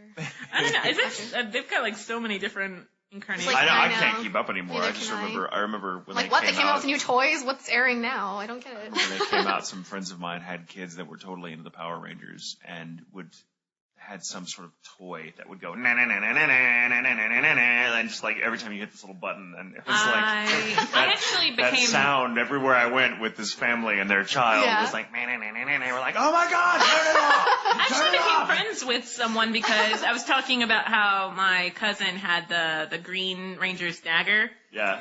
And I went, and someone goes, who the fuck just did that? And that was me. He's like, you are fucking awesome. And he's like, I'm Michael. I'm like, I'm Terri. Nice to meet you. Friends forever. So how'd you guys meet? Well, Power Rangers. Power Rangers brought us I meet together. people very randomly, Yay! But I'm okay now. I'm in a much better place about all that now. Much better place indeed. So okay, so I have to ask you. So Yes. you are. Has to. I mean, Has to. I have It's to. I'm imperative. compelled to ask. I mean, Okay. because clearly you are really, really into like Japanese culture and Yeah. anime and stuff Yeah. like that. I mean, I'm going out on a limb here. At least I'm just not weird maybe about it, You I seem don't. like how did you find your way into it? I mean, what? How did you become aware of it? She fell out of a plane into a Sanrio swirl. I only wish. Oh, this is part of the cargo For cult. everyone Okay. that can't see, my water bottle is actually Hello Kitty. I did notice that earlier. Yeah. I was like, and I got it at the Sanrio I used store. to love the penguin. Oh yeah, the Batsumaru. Anyway. yeah, Okay, yeah, I had. Batsumaru. Which is funny because little aside, I found out that like through my Japanese class that batsu and maru are like the words that you use for like X or circle when you're saying like true or false. So he has like a anyway. Okay, yes. He's yin and That's why yang. he's so angry all the Yes, time. No, That's true why I and liked false. him. He's the existential Temperamental. penguin. Anyway, so back to your question. When I was, I guess, 9 or 10 years old, my dad started working for a Japanese company. And it was actually, I lived in Kansas, and then that job, when he switched to that job, that's why we moved to California. And so then I got a little bit more exposure through it, like, out there, because he would bring home, like, all these, because he goes to Japan maybe 2 or 3 times a year. And so he would bring back all this stuff from Japan. And, like, we'd get gifts from people, like, foods and stuff. And I just, because of all the things that he brought home, like, I just got really interested in it. And I was in elementary school. I was in 4th grade when we moved to California. And I started watching Toonami, the old good yes. Toonami. Oh, yes. My school got out at 2 o'clock. I don't think they even do Toonami anymore. No, they don't. No, they don't. But Toonami, I think, was from, like, Toonami, I think, was from 4 to 6. And so that was what I would watch all of Toonami, like, after I came home from school, like, before doing my homework. And I didn't even know that that's what it was called. I just thought it was cartoons. I didn't know it was called anime. And then I was just like, oh, it's just cartoons that have different plot lines. This is cool. I like it. And so that I didn't buy any DVDs. I didn't have any merchandise or anything like that. I just watched Toonami. And then, the same job that my dad was working for didn't force us. It was a nice move. Made us move to Texas, where I met a bunch of friends that were like, "Oh, do you like anime? And I was like, "Oh, it has a name." And so then they just kind of like further educated me on the subject, and I've been sunk ever since. Every time I try to get out, they pull me back in. Slowly I turn. That's how a lot of people find it. I mean, I watched the stuff when I was a kid, having no idea what it was. It was just another cartoon that I kind of it struck me for being often a lot more mature, or just being. I mean, I grew up on the space opera stuff. Like Very nice. God Love the Planets, What Colors, Yeah. or all the Captain Harlock stuff, or what? Yeah. I'll never forgive Chris Casey for calling that it. joke. You got that title wrong. Oh my God, I heard that. That was so hilarious. funny. I was like, that has to be someone they know. God, I've He'll be on the screwed up. show soon, so you can embarrass Tatum. But and it was funny because once I actually didn't realize it until I moved to Texas that everyone was telling me like about Sailor Moon and all that kind of stuff. yeah. And I realized that when I still lived in Kansas, where I was born, when I was like 4 or 5 years old, I actually saw Sailor Moon on TV a couple of times, and I was like, that looks cool, but I never like tuned in to watch it normally because I never knew when it was on. I would just always catch it by accident. Because you were a child before, like we have any concept of time. Yeah, You're like, is it on now? Okay, well then and I'm not aware of it. I didn't know what it was called because I would always catch like the last 5 or 6 minutes of it, and so I never even knew what it was called. I just remembered that it was cool, and so then like when I moved here to Texas, I was like, that's what that show was. Okay, that's cool. It's all been solved. Well, it's really funny, because when you get a little older, you get perspective. You're like, I grew up on all that stuff, but then I think after a time, once I kind of grew up into my late teens, early 20s, I guess, I started falling out of it. But before I did, I went through this phase where I watched a lot of it with friends that were totally into anime. And they were a little older than I was, and I did. I saw so much stuff that I began. I some of it, not as good as all of it, can be, but it was. I'd run into stuff that I'd be like, there's a few things from that time. There's like 3 phases in my relationship with just anime, being a fan of it. There was being a kid and not really knowing what anime was. It was just another cartoon, but I like these a lot more than I like, say, the Gummy Bears or Strawberry Shortcake. Yeah, do you remember? Bears? It was probably, there was a show called the Gummy Bears. We had Care Bears. There were Care Bears. Care Bears, I remember those too, but there was the Kingdom. In the clouds with rainbows and happy. Oh yeah, no, there were Care Bears. There was also Gummy Bears. I think Disney actually did Gummy Bears.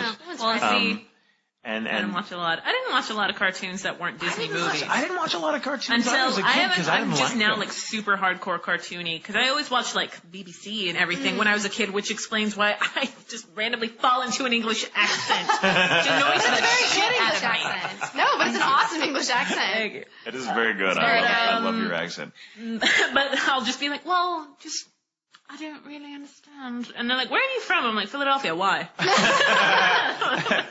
But no, so then like teens, that's when I got into cartoons, and it was really more anime than anything else. Yeah. So yeah. That was only for me. I found looking back at being a kid, I remember liking the stuff that I would come to call anime much better than I liked most of the stuff that was geared towards young kids my age in the States.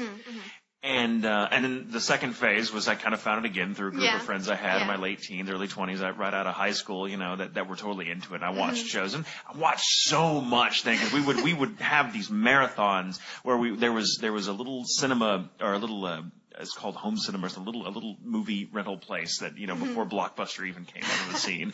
What's Blockbuster? Exactly. I know, this was even before Blockbuster came and got big for that little while that they I just saw on Dig. I'm a huge Dig.com freak because that's where I get most of my news. It's the most popular news, And it's like, Blockbuster closes 500 stores. Quote CEO, future looks hopeful. Wow. See, I worked at a Blockbuster when I was like 18 years old, and back before we got. Stores that I wanted to work at when I was like. But I wish I hadn't, because it was not a cool experience. I mean, it was retail. Retail sucks, but there was this one place in town that you could rent anime from, and they kept it separate from like everything else. Had its own little thing, and it was called Japanimation back then. Because they were like, whatever, that's. And we know what we mean. Yeah, you know what you know who you are. Just rent this stuff, and so we watched. New fine arts or something. We would go, we would go and we would rent like 2 or 3 entire shows, in the clamshell cases, back on because they're talking VHS here. This is old technology. Oh my gosh. And we'd go and we'd spend an entire weekend watching an entire show all the way through, because we could do that. Like it wasn't like, this just keeps on going and going. Most shows were cut off around the 20 some odd episode mark, and so you could spend a weekend or a couple of weekends and get through it. And we would just get into this stuff, and we didn't know anybody else that was into it, because the conventions weren't really big at the time, or not around here anyway. And we watched so much stuff that I don't even remember. I mean, a lot of it just kind of runs together. I'm like, I remember, and I'm sure one day I'm gonna have like this revelation. I'm gonna be like, do you remember this show that like had this in it and this in it and this in it and this in it? And they were like, you just named like 5 shows all together. And I'm like, I thought that was all one big long show. Piece it together. But like a couple of the shows that I watched back in the day that stuck out, I think of all of them, I think my favorite, which is kind of an odd favorite to have, but it's such a good show, was Ranma 1/2.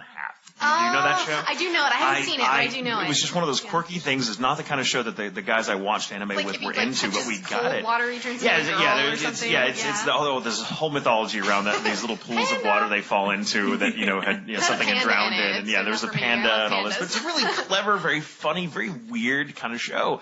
And that was the first, it was funny that show was the very first one I watched that I realized how strange anime could be and how compelling, because it was so unlike anything I had kind of become desensitized to, the giant robots, which of course I still love that stuff. But, and the space opera stuff. You better. I love that stuff, but there was nothing, but there was nothing new about that to me at that point in my life. But when I found Ranma 1/2, the guys watching, they're like, what the hell is this? And I'm like, it's kind of cool, I like it. And they totally resisted it at first, but after like 5 or 6 episodes, they're like, oh, this is kind of, okay, yeah, we're on board for this. And it was great, so that stood out. And then of course, years later, I found Cowboy Bebop, which was the first anime I'd been to in a long time, which was great. The very first episode I ever saw of Cowboy Bebop, it was when they first started showing it on Adult Swim, I think is what it was. The very first episode I saw was when Spike gets... I'm sorry if I'm spoiling this for anybody. Spoiler alert! Spoiler alert! Mute your speakers in 3, 2, 1. When Spike gets shot out the window. Yeah. Oh. And it's like all pretty, and I think that was like the last episode or like a season finale or something, and I was like, No, it's about... Something's happening, and I don't know what's happening, but I think he's dead.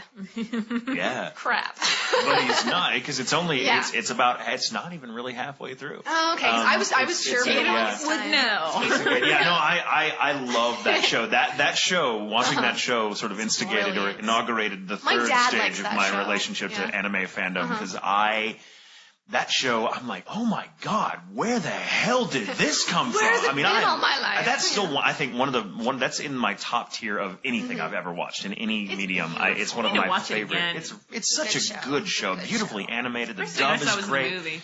And the movie is good, but the movie, these characters are so compelling and so fascinating that they need the space of an entire arc. Did you hear they're making a live action film? And Keanu Reeves is Spike. Yeah, and that, I have to say, I personally am very opposed, but some people like Keanu Reeves. Pretty much anytime there's a live action, I'm like, okay. I don't know who's playing everybody else, though. I don't understand this trend of trying to cash in on anime, or Hollywood trying to cash in on anime. They're tired of rebooting all of, the horror movies. The things that we love. I wish they'd understand, if you're going to do a live action version of anime, that's kind of like it works in Japan, but not really here. It's like, I don't know. I mean, that's my opinion. Well, even in Japan, I think sometimes I've seen some I've seen some live action version of anime, and they're always very tongue in cheek. I mean, they're always, they never approach oftentimes what I think is just the sheer artistry or just the storytelling. Because there is so much more. Part of the reason that we love the story is because of the way it's interpreted in the anime. Exactly, and something about because of the sweat drops and the nosebleeds. Exactly.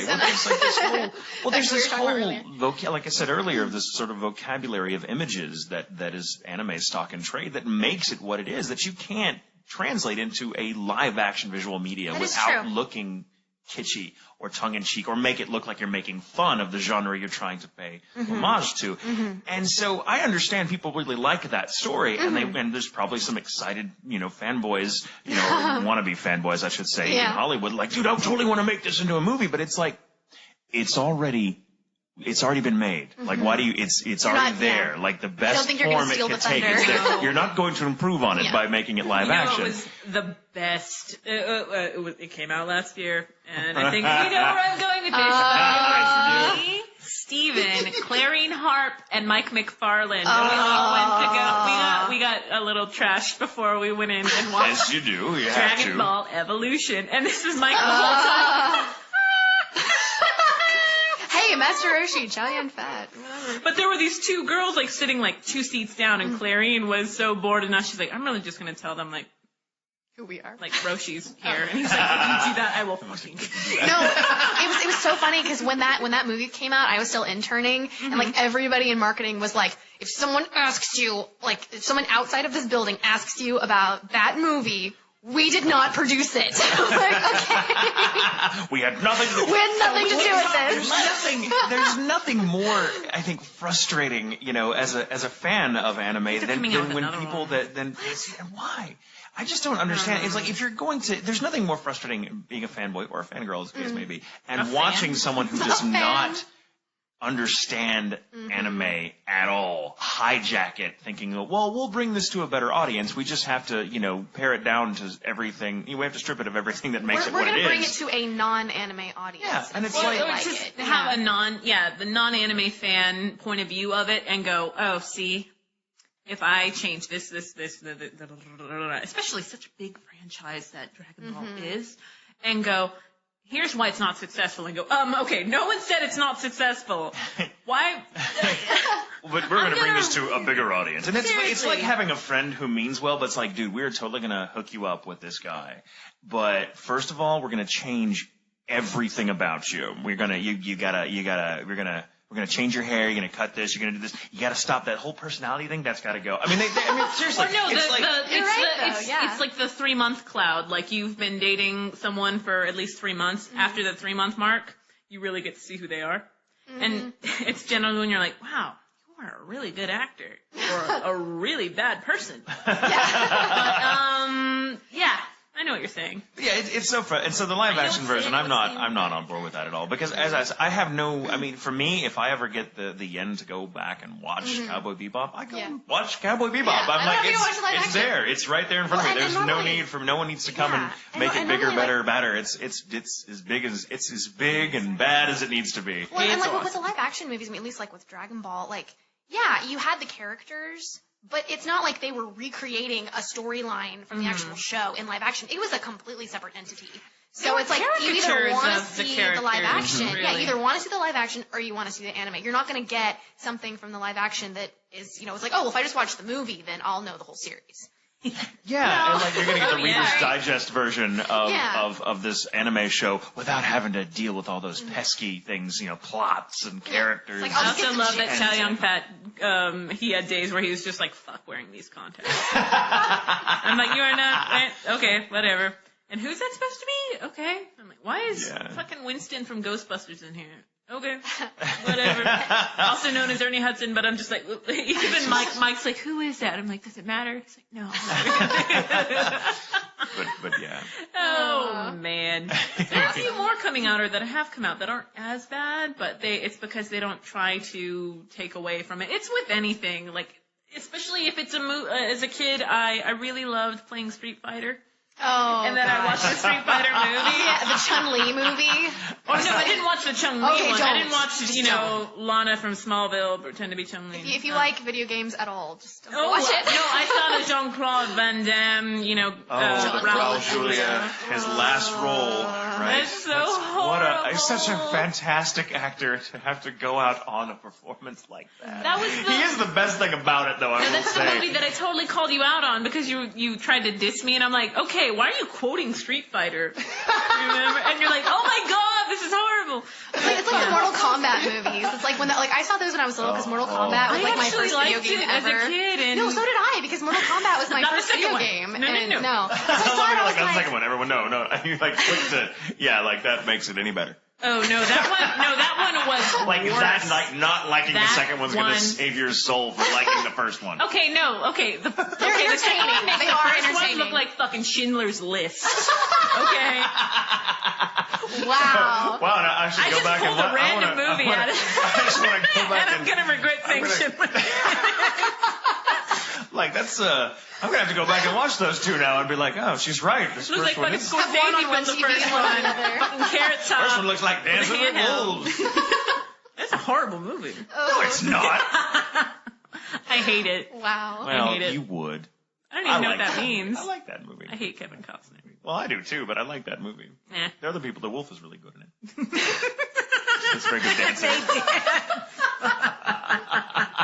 Very nice. I do. I haven't seen the movie in ages, but I do like that movie. But yeah, Kevin Costner. I'm not a big Kevin Costner fan. Not since Robin Hood. Speaking of crap actors, let's talk about good actors. There was. Let's talk about the exact opposite. I forget who asked it. It may have been Tara on the piece of paper that I no longer have in my possession. What actors do we look up to? Voice actors? I would go ahead and say voice actors. In the industry? I mean, like, well, obviously in the industry, but at Funimation or everywhere? Everywhere. Everywhere? I say why limited? I think there's a lot of people that I really look up to, but I think one of them that first inspired me to pursue voice acting is Crispin Freeman. I know obviously he does obviously he's a guy, I'm a girl, and we have completely different vocal ranges, but I just the way that he presents characters is really fascinating to me, and that he uses a voice that sounds very similar with a lot of different roles, but they're always different. Like, if that makes any sense. Like, it might be the same voice, he's a true actor. Yeah, I mean, the voice may sound similar, but like just an all-around actor. I've never met him. I get to meet him soon. I haven't. I'm going to get to meet him. He was actually one of the people that... We're going to be at a con together, I think, here next month, I believe, in a little con in Tucson, Arizona, I believe. Oh, yeah. Okay. Konnichiwa, which is I'm really looking forward to. I think there's their first time to do it, but he's going to be there. If I've got my guest list right, and at Konnichiwa, and I'm really looking forward to it. He's not only is he a hell of an actor, he's done some great stuff that I'm a big fan of, but and he got to do a Miyazaki film. He was he was in Heaven Castle. Like, I heard that, and I was like, that is the holy grail of as far as I'm concerned. Oh, Miyazaki. General Akbar, or Admiral Akbar, sorry. Oh my God, I call him a general. I love Admiral Akbar. I love it. It's really anyway. No, Crispin Freeman, what a great guy. Have you ever looked at the videos of him on YouTube of him at panels? Just like engaging the fans. Yeah. He's such a he was smart guy. Yeah, he was actually. I can't wait to meet him. I really know. Well, he was actually one of the people that I sent him an email while I was at Tech.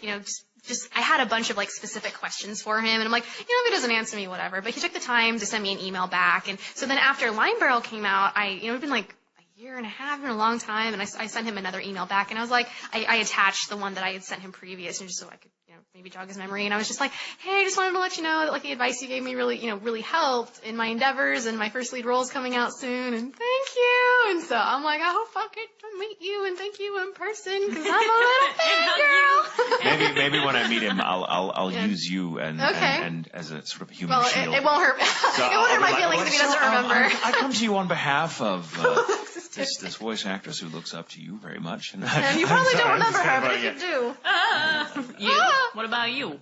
Well, you go next. I've got to do some thinking. It's terrible because I feel bad because I've worked with her so much in the past couple shows that I've done, but it's just because I have nothing but the utmost respect for her. I love her so much. Lucy Christian. She's brilliant. She's my Phoebe upon Phoebe upon Phoebe. I love Lucy. She's brilliant. She's brilliant, and she's really just a good person. I mean, she is genuinely just heart of gold. I've met few people as kind or as thoughtful, or it's just generally a ray of sunshine. When she comes in, she will never let her having a bad day affect anyone around. Never. Well, she makes it a point. That's the way it should be. I mean, she's just a wonderful human being. She's a wonderful human being and so talented. I think it's funny. She gets stuff done so quickly. She's so supernaturally good at what she does, just on the technical side of it, to say nothing of her acting, which goes without saying is ever since I heard her in Princess Tutu, the show Princess Tutu, I was like, she's so cool. There's a really good video of her doing the last couple of episodes of Princess Tutu. Where she's like, can I preview the ending that's on the DVD? And she's like, you can't see what she's saying, you just see her crying, and I'm like, every 5 seconds you just I had known of her for years and had never met her until my first directing gig, which was working on Aquarion. Oh yeah. For Colleen Blinkenbeard, who was also in the show but line producing it, and I love Colleen, but I do. I get all fanboy when I talk. But I was really nervous about her coming in, but I wanted Lucy to play this one character. It was like a child, but it was just a couple of episodes, but it was it was a lot of lines, and it was a really heartfelt part, and it was kind of a tragic storyline. I'm like, I need someone who can do this really, really well, and so Lucy comes in, and it was enough. It was about 6 hours worth of work. And so we scheduled her for 2 days, and she comes in and not only knocks me off my feet of how nice she is and approachable, just being Lucy Christian. Yeah. You're like, you could be Lucy could be a total bitch if she wanted to be, just because as good as she is, but she is not. I mean, there's not an ounce of diva in that woman. I've actually been formally introduced to her. I know who she is and I've seen her around, but I don't think I've ever been hi, I'm I was never formally introduced to her. But I got introduced to Funimation kind of funky because, Joel randomly called me in just because of the random theater stuff that I had done, and because his engineer at the time was Steven. And so he went off of Steven's recommendation, which was a dangerous game. But but then apparently, Steven and I, during my internship, Steven and I became engaged, and first thing she said to me, she's like, "Congratulations!" I'm like, "How do you know who I am?" And she's like, "Have you picked out anything?" And then it became like her and I talking about wedding crap, and then she was in Rins, and that was my first time directing her, so I was very nervous about that. But she made me feel like a good director too. Yeah, no, she came in on Aquarion and she knocked that stuff out in like 2 hours. She got she got like 6 hours worth of it. But it was your first show, so you didn't know. I had no idea, and it was really funny. She was like, "Oh, sweetie, no, it's okay. I can, it's cool." And she didn't come in and say, "Oh yeah, we're gonna knock this out." She just got it done, and I'm like, "Wow, we're actually done." Wow. She's like, "Oh, sweetheart, but that's okay." And I'm like, she was so nice about it. And it was funny, like fast forward a couple of years later, I'd worked with her on several things by then, and she's a good friend of mine now.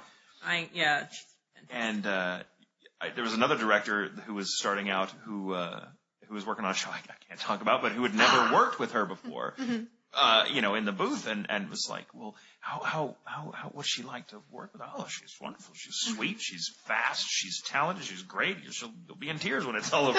Good tears, happy tears." Yeah.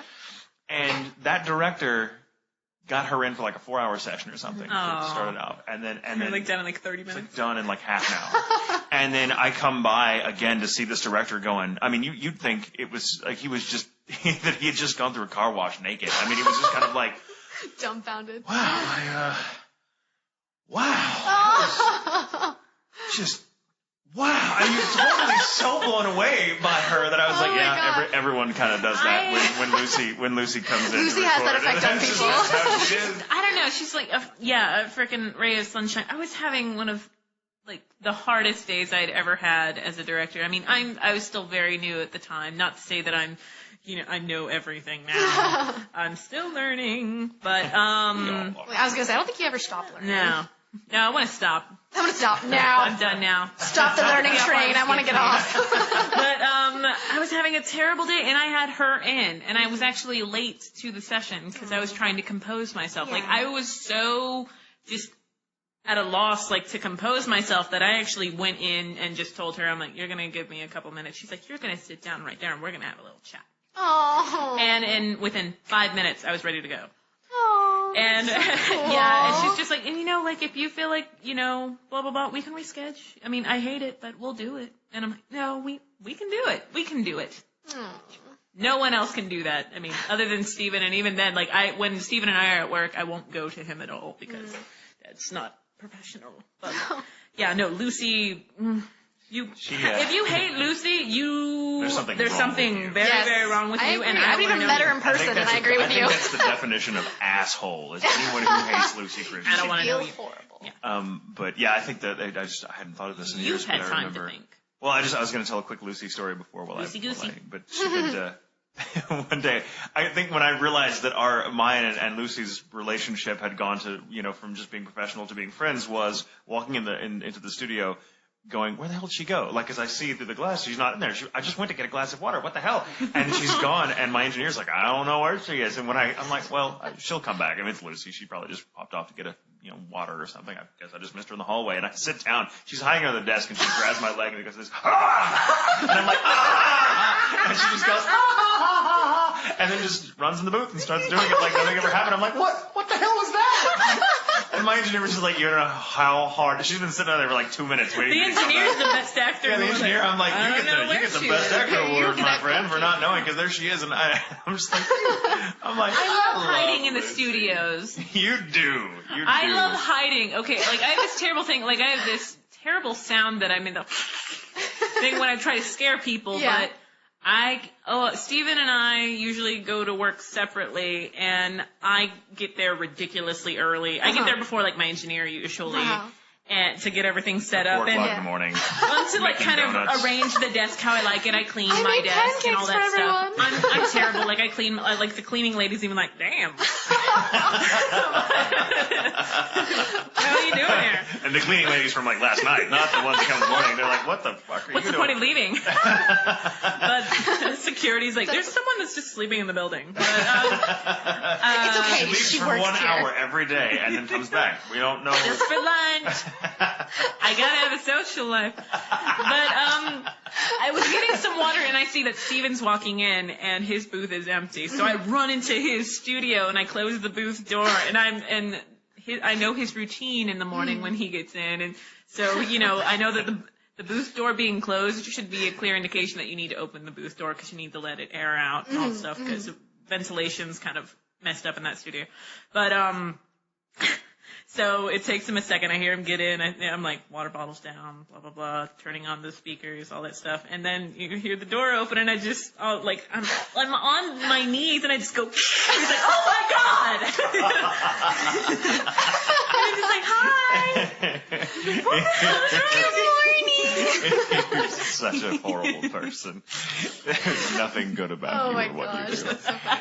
Except your store Nothing called good about Hawk. what you do or who you are, Terri Doty. All right, Mr. Mine is Man. this is actually pretty easy. I say that just because I've gotten to meet them now, and this year, in fact, is kind of a sort of hallmark year This for year, me. or like 2009, I guess, Oh, 2009, because I got to meet. Getting used to it being Yes. 2000. Yeah, I'm like, I don't know. This year, my birthday is New Year's for me. Oh, that is That's how confusing. My goodness. That sounds very arrogant, but it's really just the best way I know how to keep time.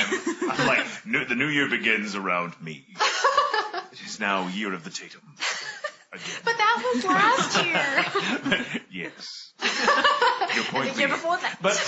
But no, getting back to Cowboy Bebop and that being, the show that got me back into anime and, which just I great think I know show who to you're boot. gonna say. Steve Bloom. Yes. I mean, not only is he incredibly talented, the man's got a voice like just liquid gold. I just want to hire him to like read me to sleep at night or something. I think that would be a waste of his but But he'd be like, how much? I'd be like, it's going to take a long time for me to fall asleep with you reading like that, Mr. Moon.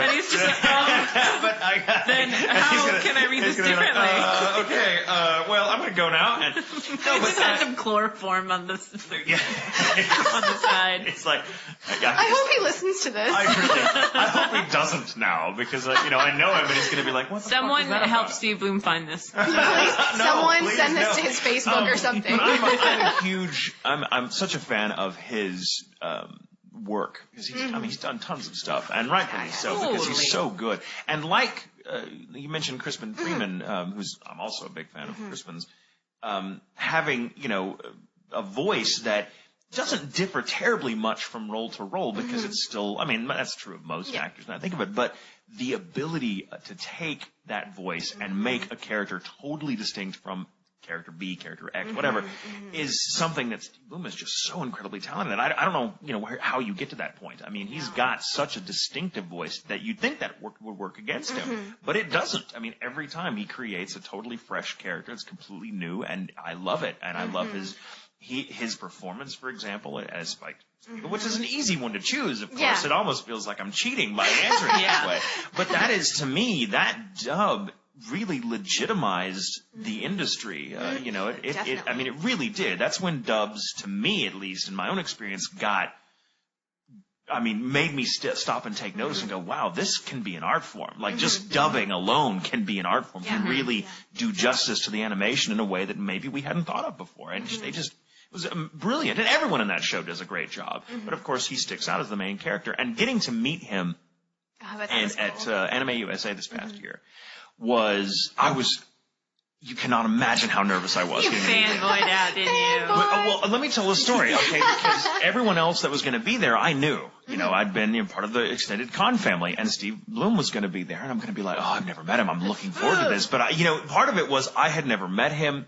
I didn't know what to expect of him as a person. I was like, I hope I'm not about to get my hero worship crushed. Yeah, but like, I hope, because that's the worst thing to go is to like, idolize someone and then they turn out to be a total dick. Totally. And I was worried that, and I also worried too, like, well, even he's probably going to be a nice guy. Everyone's told me he's a nice guy. I don't see why you would go to a convention just to be an ass, but yeah. Yeah. Well, and I don't know of anyone who does, but it's always a fear. But it's always a fear that, or the worse yet, that my being a fanboy is going to totally or you just catch him in like on a bad moment, or something, that I'm like, oh, there's so many ways there are so many ways I can fuck this up by being as into it as I am. In your head. And I'm nervous as all hell, going, man, I'm just gonna just get through this, Tatum, just get through this. And I was really hoping, like, he'll probably have a really busy schedule. We probably won't even really get to meet except on a panel or something. Mm-hmm. So he's gonna be, because Steve Bloom, he's gonna be busy at a con. And you think? And yeah, oh yeah, maybe and I'll get to that know. Speaking, but so I get there, and Troy Baker. Who I love. Troy Baker. Pretty boy Troy. I've never met him, but you must. Everyone should meet Troy Baker. Troy Baker is wonderful. And talented, and very but talented, beautiful. but a very fun guy to hang out with at a con. He was at the bar of this hotel, like the night before the con, when all the guests tend to come in, and he sees Joshua and I, because he knows. He's like, hey boys, come over here. There's a couple other people that we know from our con family there, and they're sitting at the bar or at this table, all just relaxed, and there's a random sipping. light just pointed right There's cherubs singing around there's angels. He just kind of goes, hey man, can you? Well, what the fuck is that? Get that off, whatever. And that was a terrible Steve Bloom impersonation. I cannot. It was Tatum and Steve Bloom. It was Tatum and Steve Bloom, which is Tatum doing Tatum. I don't do the impression. But yeah, nor do I. But there he's sitting and just relaxing, and we all kind of say, hey everybody, and we kind of shake hands, give hugs, everyone, and I meet him, and he's like, hey, whatever, and we just kind of sit there talking as a group, like as we do, over drinks and some fries. I think somebody had got cheese fries or something, and we're sitting in this really nice little hotel bar talking. And so here I am sitting like right across from Steve Bloom, and just like nothing ever happened. And I guess on the outside I was very relaxed, and I'm drinking a gin and tonic. Inside you were like, ah! But inside I'm like, oh my god, oh my god, oh my god, oh my god, oh my god, oh my god, oh my god, oh my god, oh my god, oh my god, oh my god, oh my god, and so. And I kept, he had a room on the same floor as we did. So we would run into him in the hallways all the time and be like, hey, I'm what's like, up? okay, you ran into him, right? You didn't run into it. Yeah, no, I'm waiting outside his door going, hi. No, I didn't. I took great pains to not be a fanboy and to just say, hey, it's an honor to meet you. It's a pleasure to meet you, or whatever, And I guess I say the same thing just about everyone. You have no idea how much I'm freaking out. I'm like, oh my god, oh my god, oh my god. And again, and we chatted in the green room, and we did a couple of panels together, and just kind of watching him work the con. First of all, it doesn't make it look like work, because I don't think it is for him. He really enjoys it, and that man is so incredibly generous with his fans. And I don't say that, he would not say that he was generous with his fans, because that's not even how I'm sure he conceptualized. That's just, it's like, he so much, these kids, or adults, whatever, of any age range, he had an autograph signing session that was going to be 2 hours. Mm-hmm. It was a line, of course, around, down this hallway for him, as you would expect. There is no con. There's just a line. He hadn't eaten yet or whatever, because he was going to wait till after his autograph signing session was over. So many people showed up that he ended up staying for 4.5 hours. Oh, wow. And didn't complain at all. He said something effective like, look, if these kids can wait, I can wait. So I'm just going to do this. And he made sure he got every person signed. And didn't just, and it wasn't, by no means was he conveyor belting it. He would chat with them and talk with them and genuine. He was just, just being around the guy, I'm like, that is how you do it. That is how it is done. And taking notes. Totally taking notes. I'm totally of the Steve Bloom school of how to be an awesome human being as well as a badass actor. I'm like, he's really, the man's a saint. And so finally, the last night of the con, there was a little party, and that the staffers threw for all the guests and stuff. And by that time, we gotten close to our handler, who was this guy that was an ex-Marine and didn't really know much about anime, but he'd come on board for friends and totally was an anime fan by the end of the weekend. By the way. And so that kind of has a lot of good stories. But here we are, I'm a little tipsy at the party, and Steve and I are just kind of off in a corner talking together. I'm like, dude, can I tell you something? And I start just monologuing about, dude, you are a fucking hero to me. You have no idea. Like, if somebody would have told me in the days when I was watching Cowboy Bebop that I would be a voice actor, like 5 years later, and be sharing a panel, because I'm drunk. I'm doing it drunk. I'm drunk. I'm not. This is not how it's probably how I really sound. You sound like a drunk And I'm surfer just kind of like, and if anyone would have told me that this would be my career path and that I'd be like on a panel with you, I'd have thought they were crazy. You were, and I'm totally, and maybe in my head I'm remembering my being far bigger a jackass than I really was, but because you wouldn't know. Again, Steve, incredibly generous, just goes, man, that is really cool of you to say, dude. Thank you so much. And he gives me this big old hug, and we have a drink together, and then you guys made out a little. No. No, sadly we did not. He is spoken for. Well, as are you. And well, yeah, of course, but I mean, I feel I don't think my man would begrudge me a makeout session with someone of Steve Bloom's caliber. I mean, come on, the rules just no longer apply anymore, right? No, I'm kidding. I would never do that. But Steve Bloom is a hero of mine. This is getting very awkward. Stop looking at me, all of you. Okay. But Steve, but pay attention to me. Hey, New Year's over, Tatum. My power comes That is the secret of being a voice actor. Don't look at me, but pay attention to me. I'm kidding. You shut your mouth when you're talking to me. Answer me. but that was, so he's my hero because not only has he got a gorgeous voice and he's a tremendous actor, but he is really just a good person. He's a good human being. We could all take a page from him. So I love. We've chosen very good, wholehearted people. And let me just say real quick that I choose him, for obvious reasons, but there are actually any number of people that I've had the fortune to know that I could choose just easily that have been so instrumental to me. I could say just names. There's no way that I could narrow it down I think there's just one person. There's very few people that I have any kind of relationship with in this business that I don't look up to in some way. That I'm like, God, I really, I think I've been very lucky in my career to know a lot of people who were very generous with their own careers and their own insight into what it took, and so there's a lot of people. I think I was lucky enough to intern with so many of them. I never got to sit in with Colleen, but I think Colleen's fantastic. Oh yeah, she's awesome. But I got to. The first time directing her was in Ren, and I was subbing for Tatum, so I was fucking terrified. I'm like, I've never worked with you, and the whole time I'm like, she's grilling me, and then because she's testing you, I'm like, tell her to stop.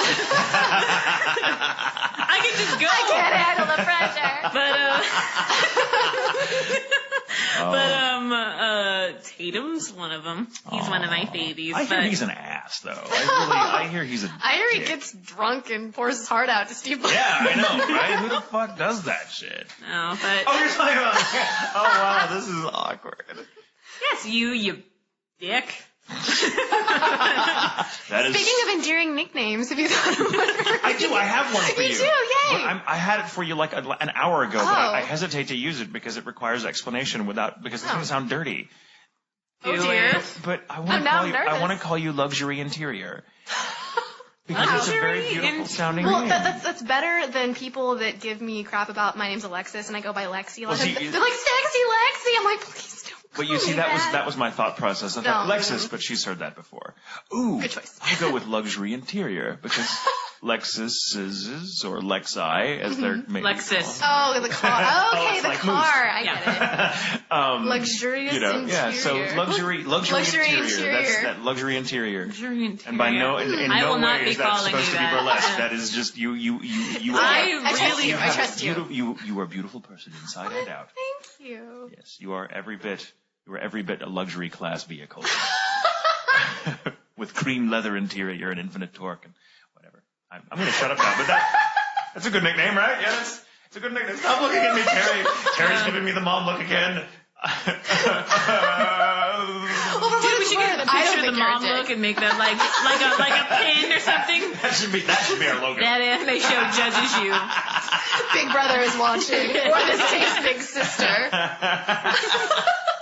I don't know if I ever want to call you Luxury Interior because I do tend to always hint at like me just dating every woman up at Funimation, especially Jamie Markey.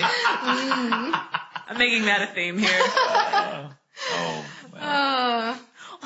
That'd make a cute couple, I'm just going to say. Well, no, we were at Mike's birthday party. Like, we all went, like, there was a big bunch of people, and we all went to that sushi place. Oh, yes. And Jamie and I sat next to each other, and Steven was on the other side. But they only, like, anytime Steven and I ordered, the waiter only spoke to me and Jamie. Oh, wow. And she was... I've had that happen before, actually. I feel your pain. I'm pretty sure that... I'm like, go me. Dude. Got good taste. That is so funny. Wow. That's Steven's like, I don't care. Steven's like, have fun. No, it's not that way. Have at it, not.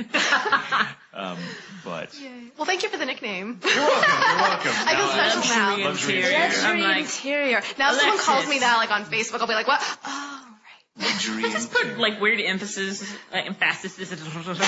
on people's names, like Christy Bingham, I call her Bingham. Oh, yeah. Clinkenbeard, I just use her name like as a cuss word. What the Clinkenbeard?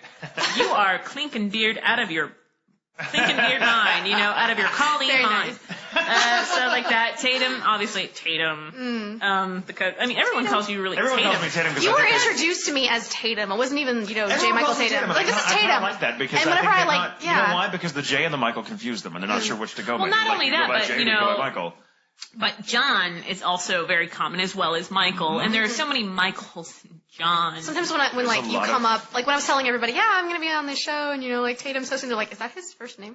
I'm like, no. Yeah, like people that like no. don't watch anime and don't know who you are, they were like, Tatum, that's an interesting name. I'm like, it's his last name. It's fine. Tatum. What? Tatum's a perfectly viable first name that we have. Tatum O'Neal. There's a lot of Tatums, but yeah, there's actually the one Tatum you can think of. But that Tatum's famous. We have lots of them, like this that's one a guy. Or whatever. But yeah, people call me by my last name. This like druggy I'm chick kind of named I Tatum. think it's fun, like Tatum. Like what you said, I listened to like one of the other podcasts you guys did where you were like baked potato. I was like, Baked that's potato. funny. Baked Anyway, potato. nickname for me. They go Sexy Lexi.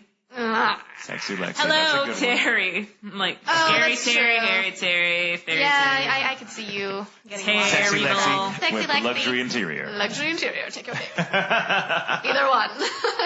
Oh, goodness. Fun times. Well, on that note, I guess we're going to go ahead and kind of wind this down a bit. But thank you so much for doing Thank you this. so much for letting me be here. You've been a fantastic guest. And you sang for us, by the way. That was great. That's a trend that's been started by Tablespoon. By Tablespoon. Tablespoon. And carried on by Luxury Interior. And carried on. The torch is now in the hands Who of did it Luxury better? Interior. Tia or Alexis? Vote down. But, Uh-oh, there's going to be a smackdown.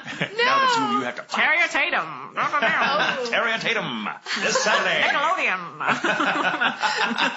What is this, the 30s? I like doing it. I don't know. No, I love that. That's like, Old time random radio. sporting events. I'm a This kind of gives it the box effect. coming at you Sunday. They didn't do that. But everybody, they did. All right, so I'm going to go ahead and say adios. We'll see you guys next week with Micah Solusan.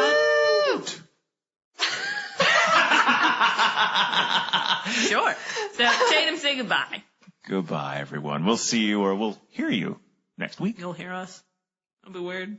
Yeah, we don't want to hear you. We want to hear you. Yeah, we don't. You know what? Bye. All right. We should go. All right. Bye, guys. Later. Thanks for listening. Yeah. Farewell.